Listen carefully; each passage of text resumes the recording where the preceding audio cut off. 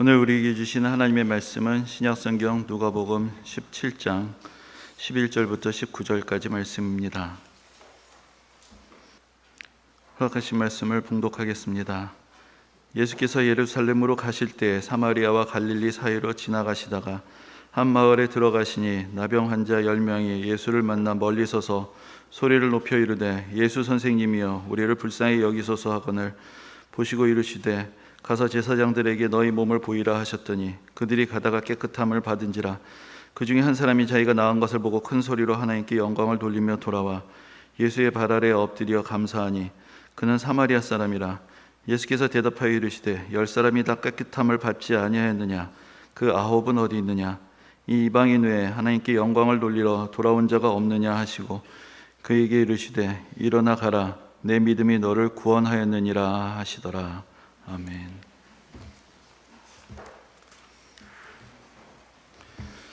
지난달에 저희 교회가 속해 있는 대한예수교 장로회 총회가 경남 창원에서 있었습니다. 그래서 이제 총회라는 것은 이제 전국에 있는 모든 교회들에게 대표하는 이제 그런 모임이 되고 그 안에 각 지역마다 이제 교회 모임이 있는데 그것을 이제 노회라고 부릅니다. 그러면 이제 그 연례 총회가 있을 때에는 각 노회마다 대표하는 목사님들, 장로님들을 뽑아서 총회에 보내게 되고 거기서 이제 그 교회의 여러 가지 중요한 문제들을 같이 상의하고 결정을 하게 됩니다. 그래서 저도 우리 노회에 속한 다른 목사님들, 장로님들 여러분하고 같이 그 창원에 가서 2박 3일을 같이 이제 회의에 참석을 하는 기회를 갖게 되었습니다.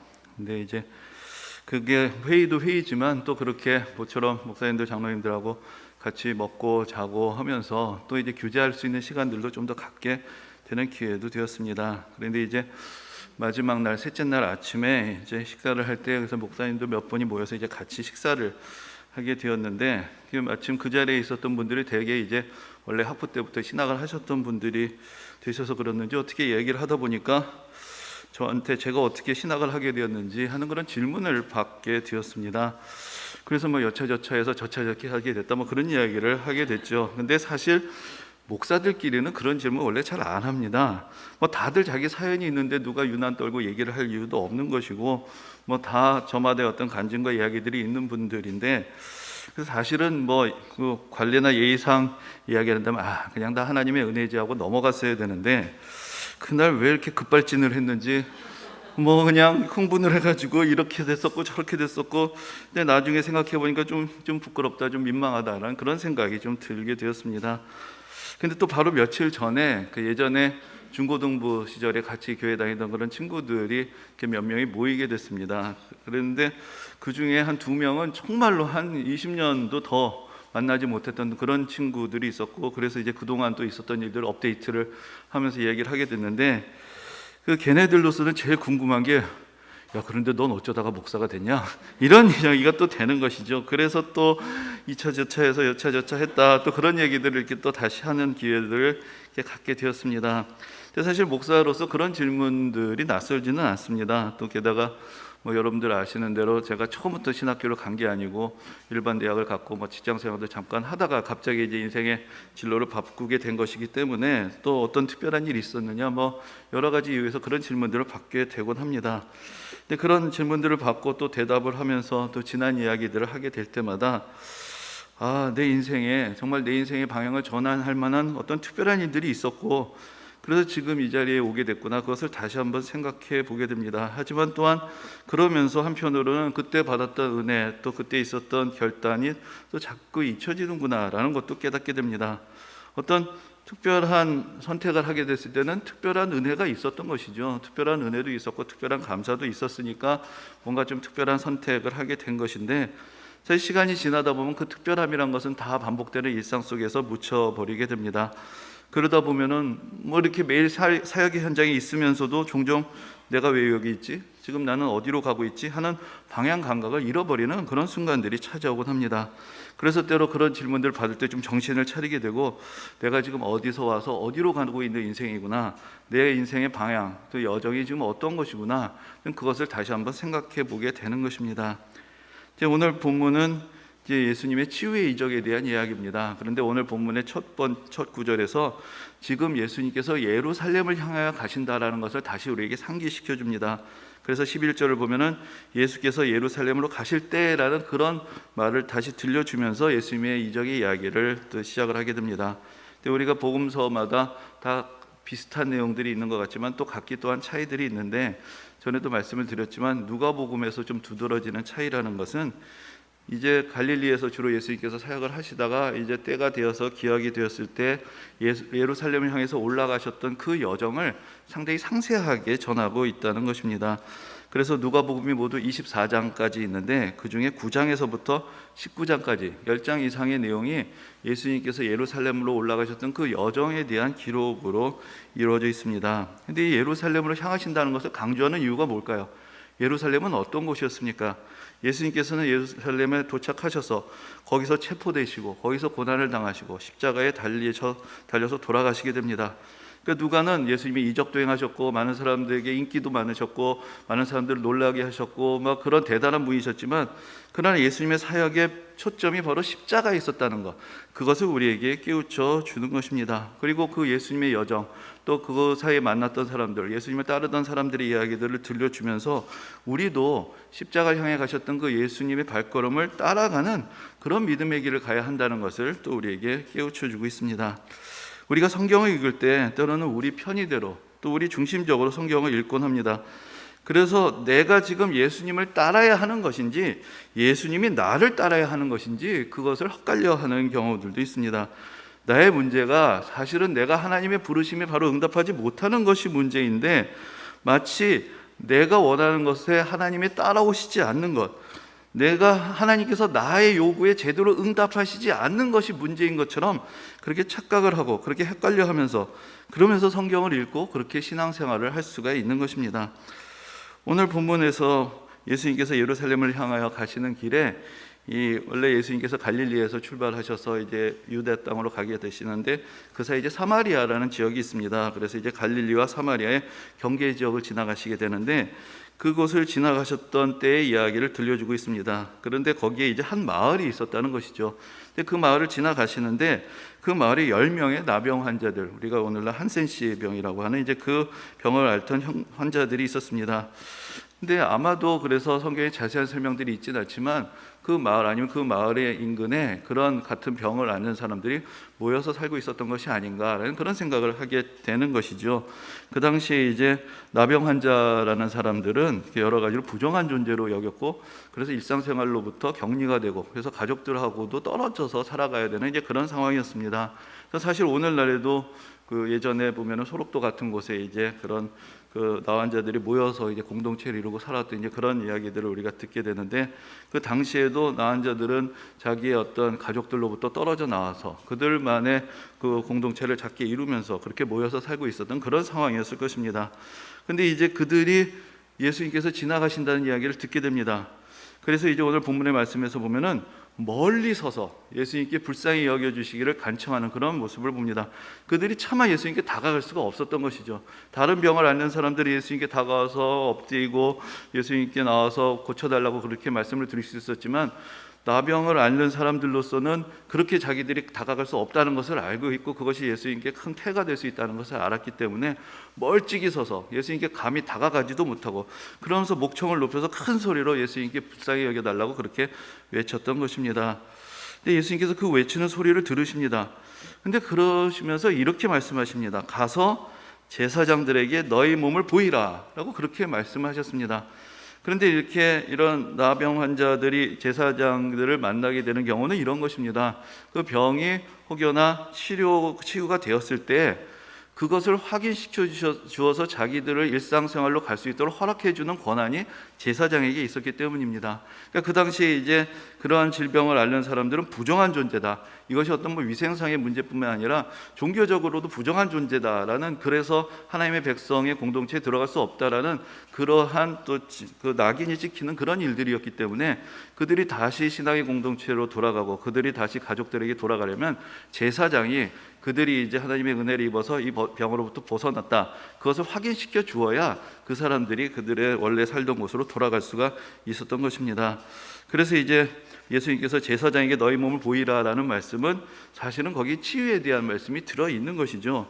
근데 문제는 지금 당장은 나병 환자들에게 어떤 변화가 일어난 것은 아니었습니다. 그들은 여전히 그들의 병 중에 있었는데 예수님께서 그들을 만져주시거나 나음을 받았다 선언해 주시는 거 없이 바로 제사장에게 가라고 그렇게 말씀을 하셨던 것입니다. 그런데 그들은 그 예수님의 말씀 속에 이 치유의 약속, 고침의 약속이 있다는 것을 깨닫게 됩니다. 그래서 그 말씀대로 순종을 하고 제사장을 찾아서 가기 시작합니다. 그리고 그들이 가던 길에 그들이 다 깨끗하게 고침을 받았다라는 것을 발견합니다. 아마도 그들이 얼마나 기뻤겠습니까? 서로 얼싸안고 눈물을 흘리고 기뻐하고 소리를 쳤을 것입니다. 그리고 빨리 제사장에게 가서 자기가 고침을 받았다는 것, 치유됐다는 것 확인을 받고, 그래서 그들이 살아가던 사람에게로 돌아가고 그들이 예전의 삶의 터전으로 빨리 다시 돌아가고 싶은 그런 다급한 마음에 오히려 이전보다 더 그전에는 정말 나을 수 있을지 없을지 좀 회의하는 마음이었다면 이제는 그 확신을 가지고 아마도 뛰어가면서 제사장을 찾아가지 않았을까 생각을 해보게 됩니다. 그런데 그들 중에 한 사람은 그 순간에 예수님을 생각했습니다. 그도 마음이 바빴을 것입니다. 그런데 그 순간에 이렇게 큰 은혜를 베풀어 주신 예수님께 먼저 감사를 드리고 싶은 그런 마음을 갖게 됩니다. 그래서 이 사람은 오히려 길을 돌이켰습니다. 그래서 그 홀로 예수님 앞에 엎드려서, 아까는 예수님께 감히 가지도 못했지만 이제는 치유받은 사람으로서 예수님께 나아가서 엎드리며 감사의 마음을 표하게 됩니다.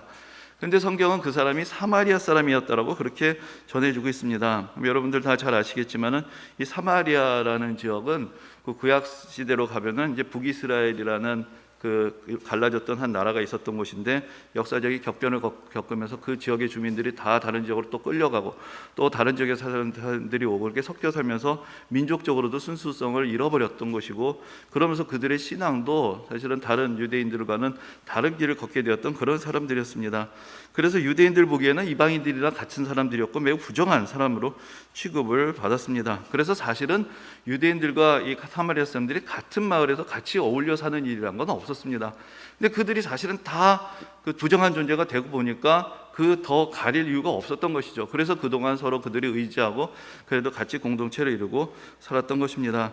그렇기 때문에 이 사람 입장에서 보면은 예수님께서 모두에게 제사장에 가서 자기 몸을 보이라라고 말씀을 하셨지만 과연 그 안에 자기도 확실히 포함이 되어 있는지, 나도 다른 유대인들하고 똑같이 은혜를 받을 수 있는지 어쩌면 좀 더 회의하는 마음이 컸을지도 모르겠습니다. 그런데 그 은혜를 잊고 보니까 나 같은 사람에게도 똑같은 은혜를 베푸셨다는 것, 그것이 그 사람에게는 더 큰 감사의 제목이 되었을 것이고, 그래서 다른 사람들은 자기 길을 계속 재촉해서 갔지만 그는 돌이켜서 그 기쁨을 표현하고 예수님께 감사를 전하기 위해서 예수님 앞으로 나아왔던 것입니다. 근데 이 사람들은 사실 모두 다 믿음이 있었던 사람들이죠. 그들은 아직 그들의 몸에 변화가 일어나지 않았을 때에도 예수님의 음성을 듣고 믿음을 가지고 제사장께 나아갔던 그런 사람들이었습니다. 근데 이제 그들이 가졌던 믿음은 어떤 믿음이겠습니까? 먼저 그들에게는 예수님께서 그들의 병을 고치실 수 있다라는 그런 믿음이 있었습니다. 그래서 예수님께서 지나가실 때 멀리서 보고도 예수님께 소리를 높여 그들을 불쌍히 여겨달라고 그렇게 소리를 쳤던 것이죠. 그리고 또한 예수님께서 말씀하셨을 때 바로 그 말씀대로 될 것이라는 그런 믿음도 있었습니다. 그래서 아직 아무 일도 일어나지 않았는데도 제사장을 찾아서 또 발길을 떠날 수 있었던 것입니다. 사실 이것만 해도 대단한 믿음이라고 할 수 있습니다. 그런데 예수님 앞으로 돌아온 사마리아 사람에게는 그들에게 없었던 좀 더 특별한 믿음이 있었습니다. 근데 그 믿음을 성경은 감사라고 그렇게 표현을 합니다. 그리고 예수님께서는 그 믿음을 보시고 이렇게 말씀하십니다. 내 믿음이 너를 구원하였다. 다른 사람들도 그들의 믿음으로 치유를 받았습니다. 그러나 내 믿음이 너를 구원하였다라는 선언을 받은 것은 이 사마리아 사람 한 사람뿐이었습니다. 여기서 우리는 매우 중요한 도전 앞에 서게 됩니다. 다른 9명의 사람들 분명히 믿음이 있었습니다. 그리고 그 믿음을 통해서 이적을 체험했습니다. 그런데 예수님의 말씀을 우리가 다시 생각을 해보면은 그 믿음이 온전한 구원을 이루는 그런 믿음은 아니라는 것입니다. 진정한 구원이라는 것은 그들이 받은 은혜에 감사하며 예수님 앞으로 나아왔던 그 사람에게 임했습니다. 다른 사람들은 고침을 받은 후에 원래 자신의 삶의 자리로 다시 돌아갔습니다.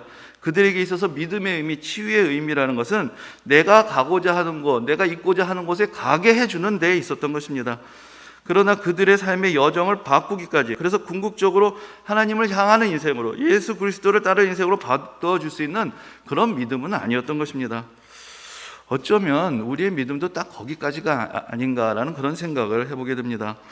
그래서 우리가 때로는 믿음이 또 뜨거웠을 때가 있고 또 믿음이 식을 때가 있죠. 근데 그러면 늘 우리의 믿음의 갱신을 위해서는 항상 뭔가 위기가 필요합니다. 문제가 있을 때 하나님을 찾고 문제가 있으면 기도합니다. 원래부터 우리의 믿음이라는 것이 사실은 내가 원하는 것을 얻고 원하지 않는 것에서부터 벗어나는 것이었기 때문에 그런 모습들을 갖게 되는 것 아니겠습니까?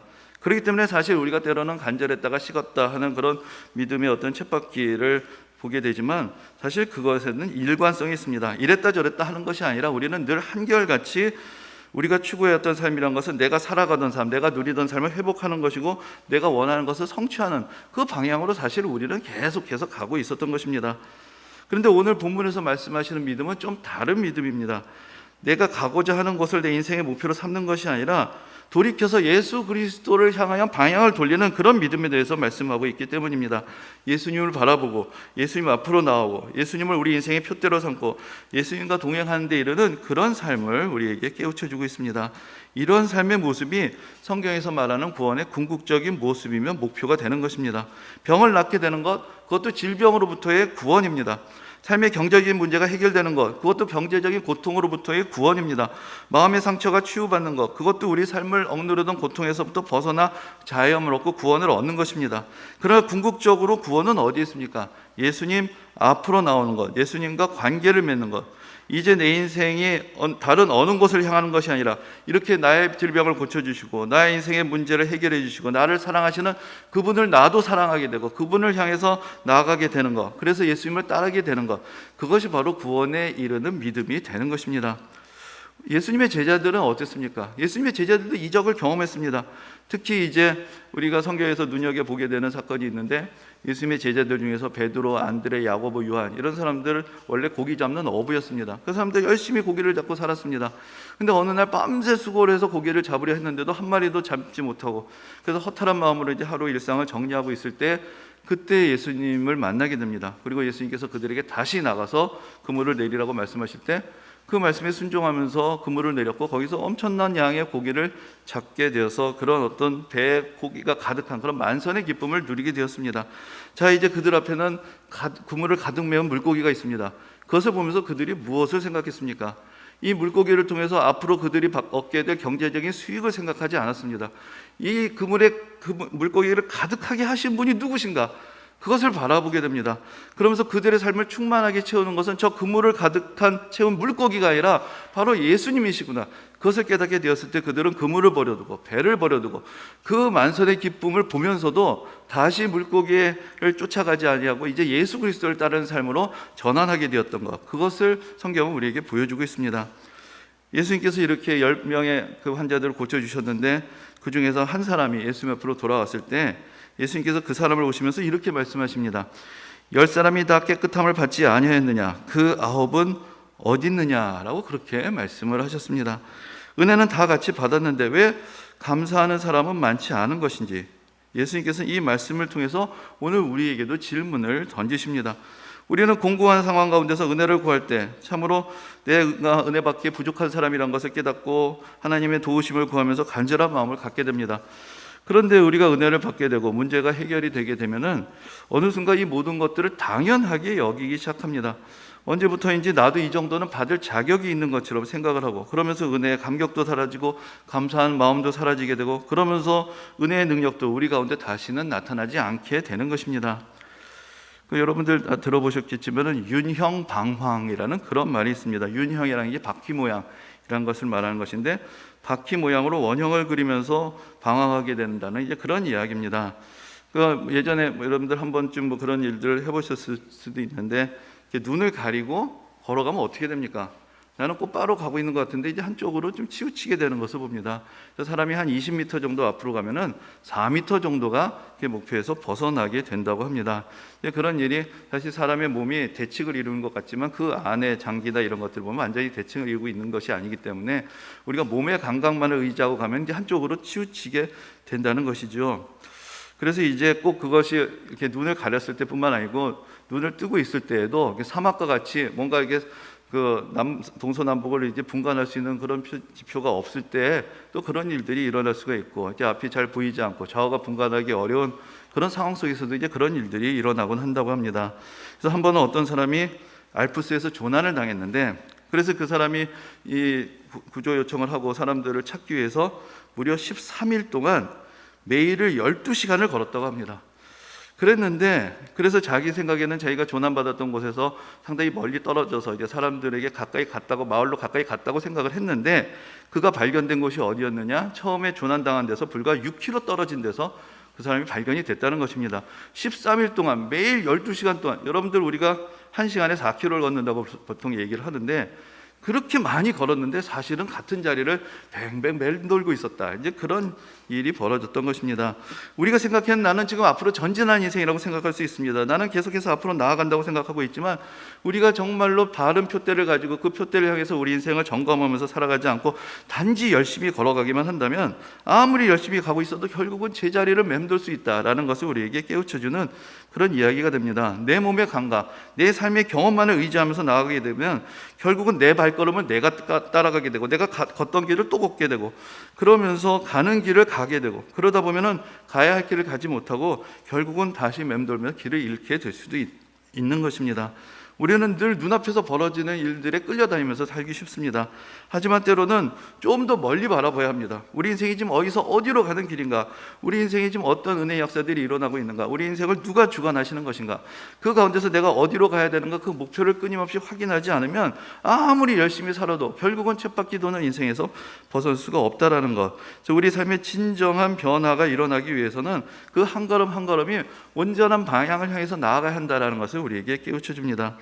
그리고 이러한 깨달음, 이러한 각성에 이르게 되는 믿음, 그것을 감사라고 성경이 표현합니다. 예수님 앞으로 돌아와서 예수님께 감사하는 이 사람에게 그 믿음을 보시면서 구원을 선포하십니다. 다른 차원의 삶에 대해서 말씀하시는 것입니다. 성경에서 우리에게 감사를 강조하는 것은 그것이 무슨 은혜 받은 사람으로서 하나의 도리로서 이야기를 하는 것이 아닙니다. 감사는 우리의 눈을 들어서 우리에게 은혜 베푸신 분을 주목하게 하는 것입니다. 내게 아무 공로가 없고 아무런 자격이 없어도 우리에게 은혜를 베푸시고 우리를 공경해서 구원해 주시는 그 하나님의 은혜, 예수 그리스도의 구원의 은총을 주목하게 하셔서 이제 우리가 땅을 바라보고 살던 인생에서 하늘을 바라보고 살고 우리의 새로운 인생의 표대를 찾는 그런 인생으로 바꿔지게 되는 그 계기가 바로 우리의 감사에 있는 것입니다. 이제 가을을 맞이합니다. 그러면서 올해도 우리에게 허락하셨던 그런 하나님의 은혜를 생각해보며 감사의 제목들을 떠올려 보게 됩니다. 그 감사의 제목들이 우리 인생의 궁극적인 은혜의 근원이 어디 있었는지 그것을 우리로 기억하게 하고, 그래서 과연 우리의 인생이 어디를 향해야 되는지 하는 그런 방향을 우리가 다시 한번 깨달으면서, 그래서 우리가 한 걸음 한 걸음씩 우리를 사랑하시고 우리를 기다리시고 우리와 동행하기를 원하시는 그런 예수 그리스도 앞으로 향하게 하실 때 우리의 삶이 더 바른 길을 가게 되고 우리의 삶이 더 결실이 있는 삶을 살아가게 될 것입니다. 예수님 앞으로 더욱더 가까이 나가게는 그 은혜가 이 가을 모든 성도님들에게 함께 하시기를 주님의 이름으로 축원합니다. 아멘.